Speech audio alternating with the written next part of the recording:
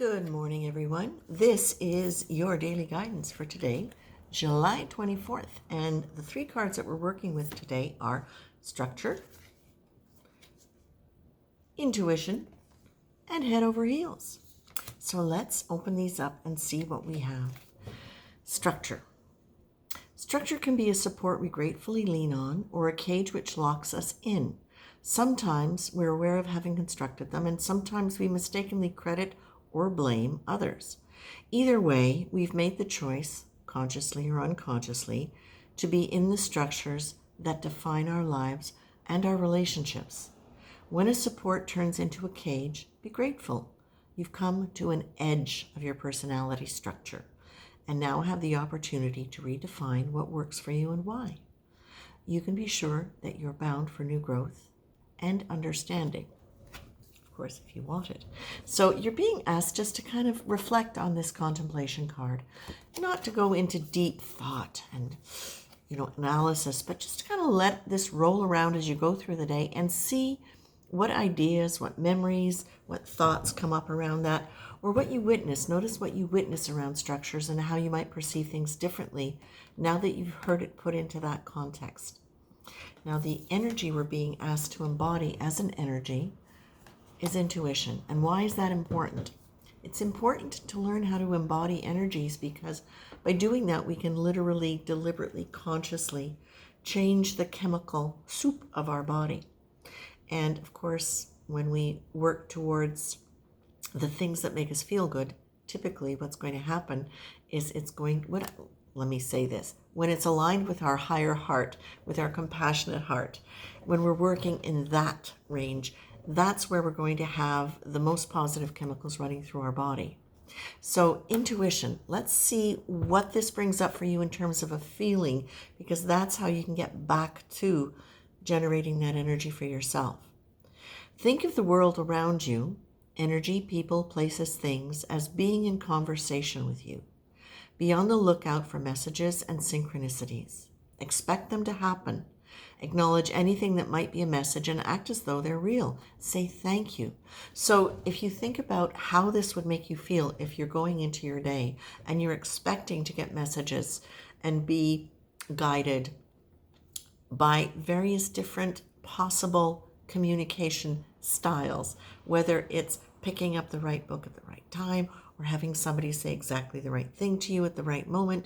It's that sense of expectation and connection. And when I think of it, it automatically gives me a sense of like I am accompanied. So there's a feeling of companionship, and there's also a sense of expansion because now I'm open and I'm kind of watching and looking. So there's almost an anticipation and a positive one. So see if any of those things make a difference in how you feel, how you're breathing, what your posture's like, and then you can replicate those things to get back to that energy. Now, the card that we're being asked to use as an awareness exercise, an awareness activity, I should say, because the whole thing is awareness, is head over heels. What if you knew that God totally adored all of you, even the quirky things or the parts of you that you're unhappy with or critical of? Today, act as though it's true. Act as though each thought and deed delights God. How would it change your opinion of yourself and your own self-love? How would it change your perception and relationship of and to the divine? I think this is really interesting because when I look at structures, and I think of that in terms of everything has a structure. So if we were to look at structure and say, okay, take for example the structure of your role in a company.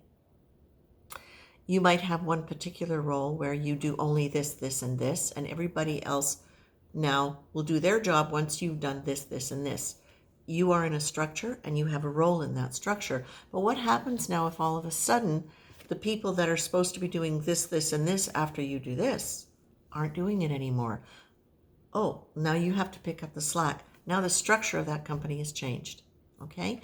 That's one example, but it can also be, what's the structure of your family relationship? Are you always the one that's doing the caretaking? Oh, are you the one that's always avoidant and they're having to try to pull you out back into what they're doing? That defines a structure too. What's the structure of your romantic relationship? Is it a series of booty calls? Is it something that is contingent on what your family thinks of your partner or what your partner's family thinks of you? They now become a part of the structure. And how does their involvement in it affect how you relate to each other? There's all sorts of different possible permutations. But if you look at the structures and where they're getting tight and you're not feeling comfortable with it, how would you, the way I would go with this in my head is, if I'm going to assess the structures in my life, if I knew that anything I did was going to be supported by the divine, if I knew I had that love and that support, how would I look at the structures I'm in now, and what kind of attitude would I have in terms of changing them, altering them, staying in them? And how would I also trust my intuition if I felt like God was so happy with me and was cheering me along? Would I be more inclined to be open to intuitive hits? Okay, this is why I'm doing them on a slightly longer version this time, because I wanted to add a little bit more in terms of how to work with them. So I hope this is helpful. I hope you like it. Take care, much love, and thanks for playing along. Bye for now.